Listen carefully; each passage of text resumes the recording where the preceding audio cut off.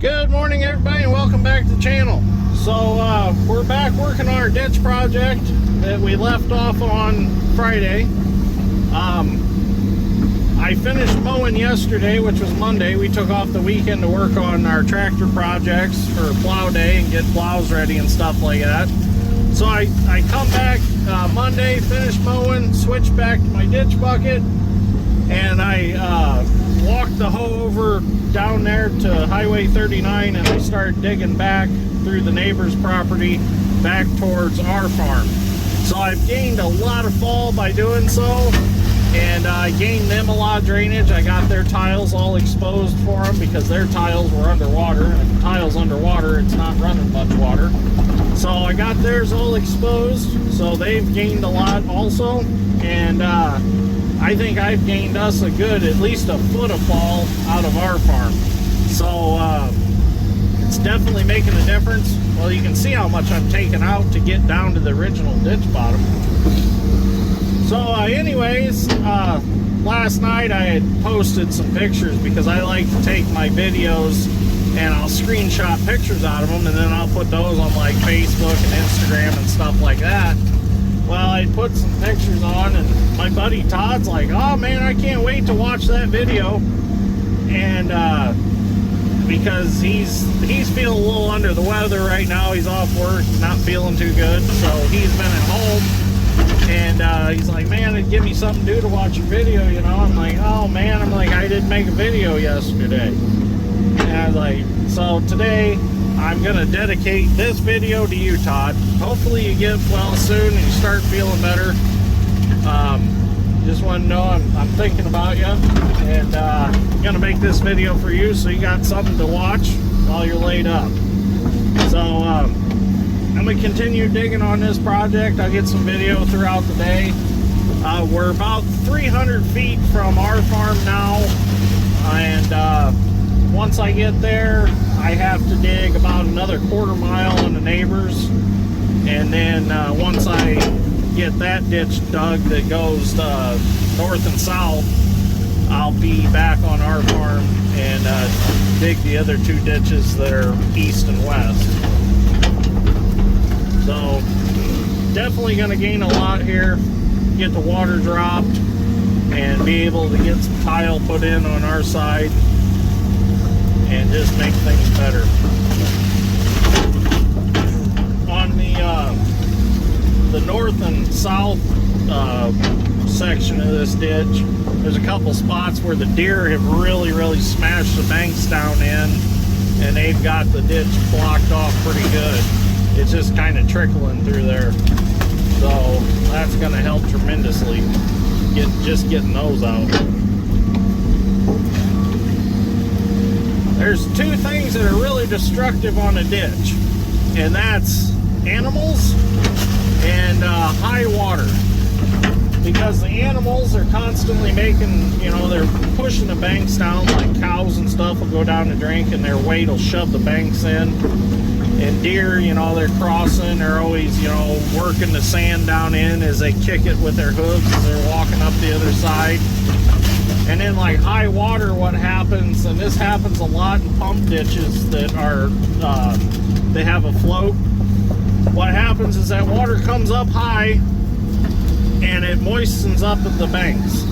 It wets, it gets the sod and whatever grass or whatever, the root mass really wet. And then when the pump draws it back down, or the water just goes down naturally, it tends to draw that sod down to the bottom of the ditch and slops it in. So really, the less water that's in a ditch, the better off it is. I mean, as far as water level. And we have a lot of that problem with high water because of, you know, the spring when we get a lot of runoff from snow melting and stuff. It brings the rivers up, the rivers backfeed the ditches, and then they end up, they'll slop in like that. Dad's on a project right now up north that has suffered severely from that, and there's nothing you can do about it. I mean, it's just, it's nature. It's gonna happen. So that's why they make smooth edge ditch buckets. That's what they're for cleaning ditch like this. So it's just something we deal with in this area. It's characteristic of the beast. There are a lot of miles of ditch in this area. I mean, a lot of miles. A lot of guys, they ask me questions about our ditch system because they don't have ditches like we do in certain areas. There's some areas that you can drive a couple miles and not see a single ditch. Around this area, you can't turn down a road without seeing a ditch. There's one dug everywhere. So it's kind of an interesting area that we live in. And like down there, that was through a muck spot. So I didn't video anything through there because it's so boring digging in the muck because you just dip and dip and dip and dip. It's 8 buckets and move instead of 2 buckets and move. So it gets boring real fast. So I just didn't video. So anyways, my goal today is I'm going to try to dig about a mile. See if I can hammer out a mile. I'd be happy.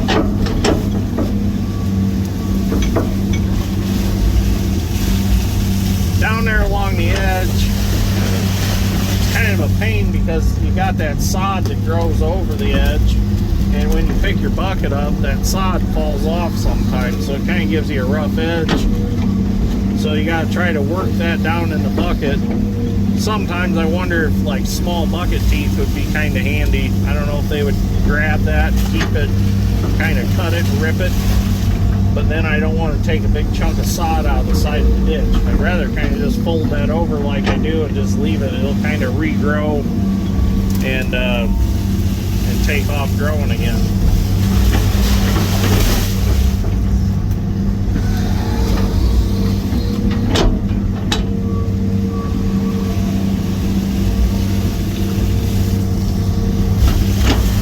So let's see how far I can get today. I'll make some video later on. Well, I've made it up to the corner of our farm, and as you can see, we got some water moving now.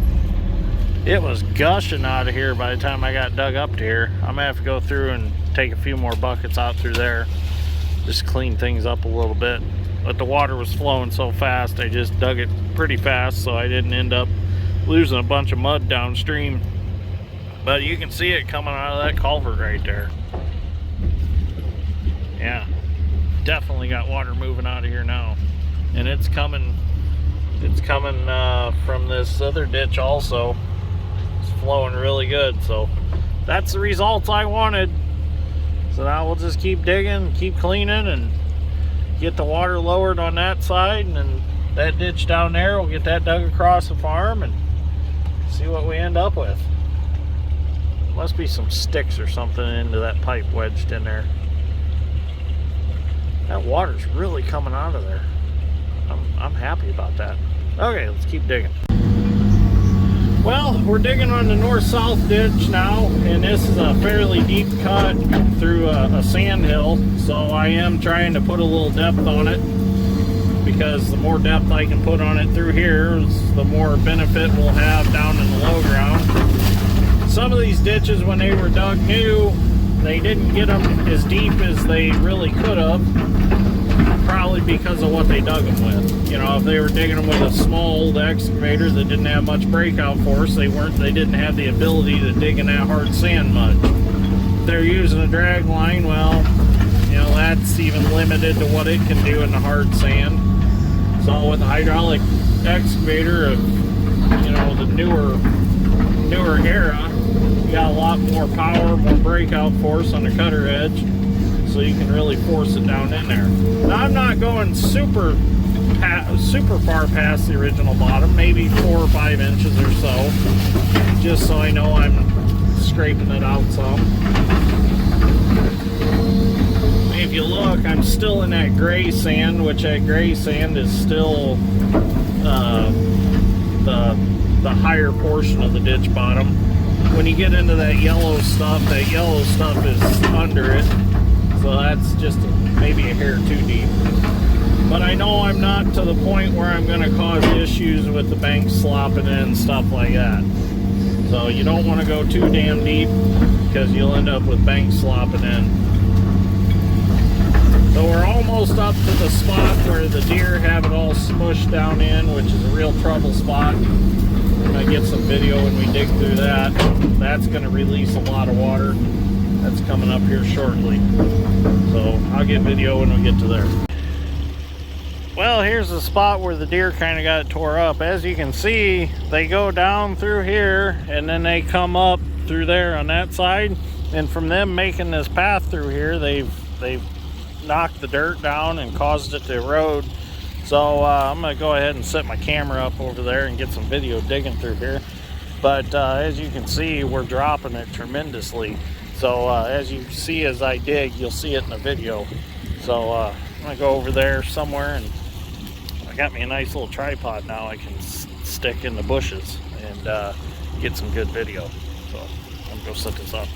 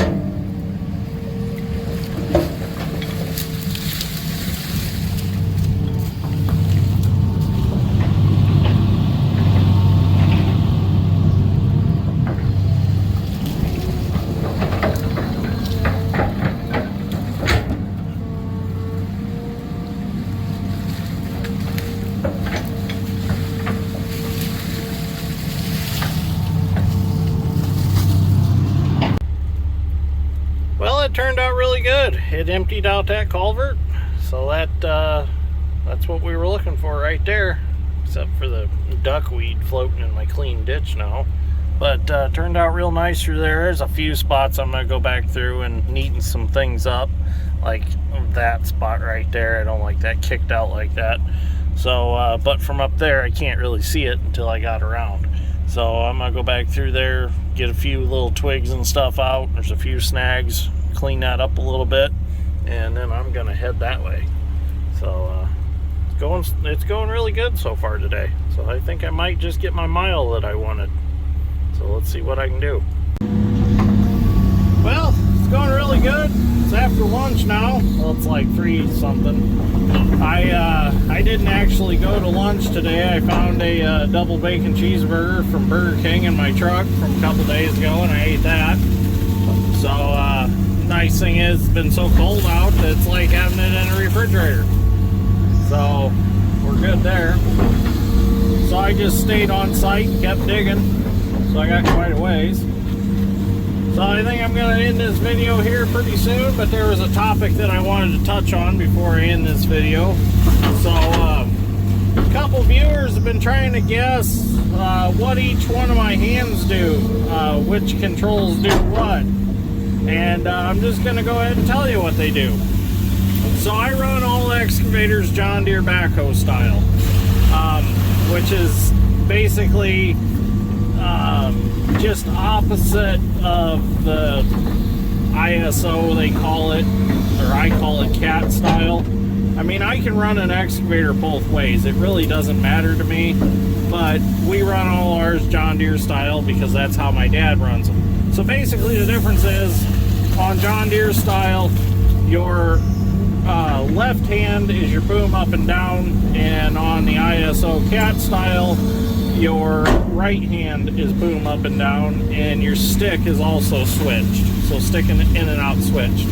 Now, I don't know what the big deal is about running them ISO or John Deere style, but guys sometimes tend to throw a fit if you run stuff John Deere style, backhoe style. I really don't know what the big deal is. I've run them both ways and I really don't see a difference. I mean, it don't feel any different. I don't feel like it can do a function any better, you know. So anyways, the way John Deere style is my left hand is stick, or sorry, my right hand is stick in and out. See, in and out with my stick. And in order to get it to move in and out, I pull it towards me or push it away from me. So just like you would think, away from you is stick out, pull it in is stick in. And then to curl and uncurl the bucket is on my right hand. And to uncurl it, I move the pilot control towards the side window or passenger side of the machine. And to curl the bucket, I bring my hand towards my leg, sitting in the seat. And then my left hand is boom up and down. So same as stick, push it down or push it towards the front of the cab, drop the boom. And then to pick the boom up, just simply pull back on it. Picks the boom up. And then for swing is on my left hand. So to swing the way I am now, bring it towards your leg. To swing right.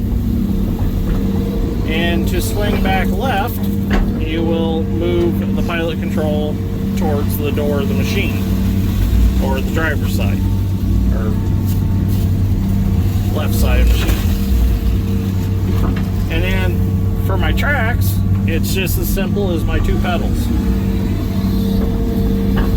And I run them with my feet. And then also I have another pedal off to the side down here, and that is the pedal that runs the mower, runs the auxiliary lines kit on the machine. Or like in the 350 case that I was running, that is a straight travel pedal. They use it as that in there so that you can travel the undercarriage straight and not turn. basically, to turn the undercarriage, you just run one track one way and the other track the other way, or you can just run one track and slide the other track around, and that's how you turn. It's all pretty simple. There's nothing to it. Now, if you want to do something funky, getting a grade all. Now that's a different story. You use your feet to curl the bucket, and you use your feet to swing. You use your hands to telescope the boom in and out, to raise the boom up and down, and then you use a lever with your hand to actually turn the whole boom to tilt the bucket. Oops, mud gets stuck in there. And then you actually use to move the grade all the tracks, you use a lever forward and reverse, and then there's two air switches that you flip, and those change the brakes and allow one track to stop and one track to stay going in order to turn the grade all. So that's kind of a totally different beast. And then run a drag line, that's a whole nother story, because that you use your feet and your hands. You use your feet on the brakes and your hands on the clutches, and you have your hoist clutch, and then you have your hoist brake. So when you wanna pick the bucket up, you pull the hoist clutch and engage it, and when you want to stop, you've got to disengage it, but push on the brake at the same time so the bucket doesn't drop. So that gets a little confusing sometimes. It's all about timing. It's all about rhythm.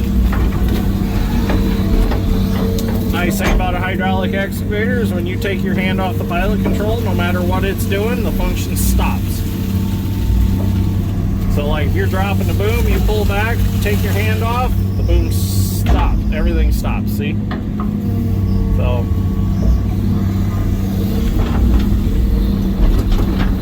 maybe we'll do a little better in-depth video on that someday. Now the feller buncher, it runs just like an excavator. Boom, stick, swing, everything, same pattern, same everything. I've actually changed it over to John Deere style controls, but you run the head functions like the grabber, the bunching grapples on the head. Those are run with push buttons on your thumbs, and then you have trigger switches underneath your hand grips, and those trigger switches do your head tilt and things like that. And then for the tracks, it's the same way as the excavator. You just use your feet on two pedals to move it around.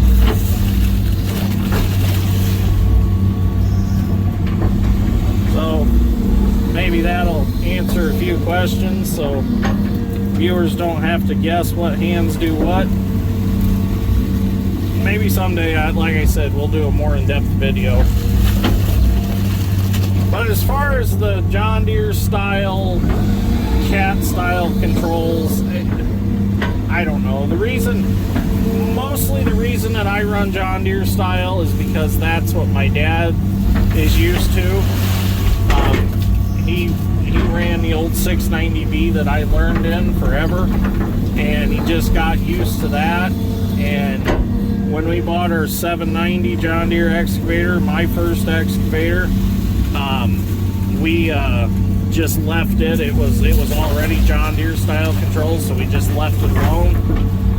And I just really haven't had a need to change really, because all the excavators that we rent, you know, they all have pattern changers on them.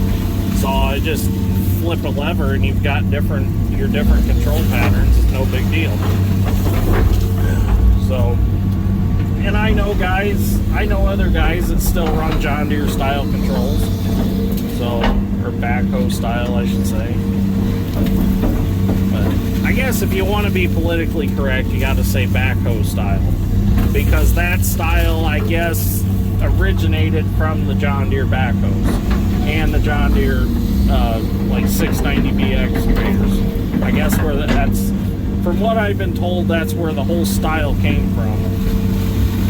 But I mean, just doesn't seem any different than anything else. Some of the old excavators you ran with your feet and your hands and everything else. Surprised you didn't run them with a little joystick for your tongue also. Some of them were pretty labor intensive to run.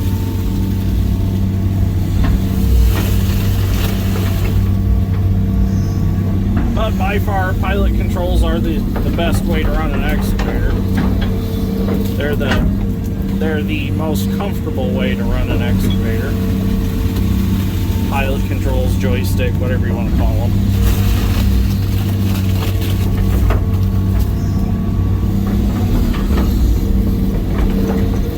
So anyways, I think I'm going to end this video right here. I really don't have much farther to go. I'll be done by 5, I think. I'm going to head back shop and work on plows and stuff for plow day. Now you notice I kind of dump real low. This mud's kind of sticky and it gets stuck in the bucket. And if I dump high, then I risk the chance of splashing myself. So that's why I kind of just come in real low like that, keep it low to the ground, and then it won't splash back. After you splash yourself a couple times when it's cold out, you show yourself how to do that. It's no fun getting splashed because that stuff gets in your mouth and everything else. It's just nasty. So anyways, like I said, I'm going to head back shop, work on some plows. Dad Strength has been working on them for me. He done a really good job on my 2-bottom for my 36A. He got tires mounted on it. So he put the tail wheel on it the way it's supposed to be. He fixed all the rods that pull for the adjustment, for the depth adjustment and stuff. So I'm very thankful he got all that done for me. It really helped me out. So anyways, I hope you get better, Todd. This is your video. Hopefully whatever you got going on there's something that's gonna go away pretty soon. I know you said it's not kidney stones. I asked him on social media, on Facebook, I said, you sure you don't have kidney stones? He's like, yeah, it don't hurt to pee. I'm like, oh, okay. So I guess you're all right. You're all right as long as it don't hurt to pee. But like I told him, I said, you know, the kidney stones, they don't hurt to pee until they get down to the bladder area. That's when you start the hurt to pee stage. But anyways, we don't need to get into the medical stuff because I don't have enough letters at the end of my name to qualify me to talk about medical stuff. I'm like everybody else. I just get on Google and just start Googling stuff and making myself into a medical professional for about 15 minutes. But yeah, I barely have like CEO behind my name, I suppose. I don't know what you'd call me. I guess co-owner, CEO, I don't know. Whatever. I don't have any letters behind my name at all. Some people have like a whole list behind their name. It's like, do you really use all that? Or is it just there? So, I suppose maybe I ought to go back to college and get some letters behind my name. But to go back to college, you have to go to begin with, I've been told, because I guess you can't say you're going to go back if you never went. But that's a whole other story. So, anyways, thank you for watching. I greatly appreciate it, and see you all in the next one.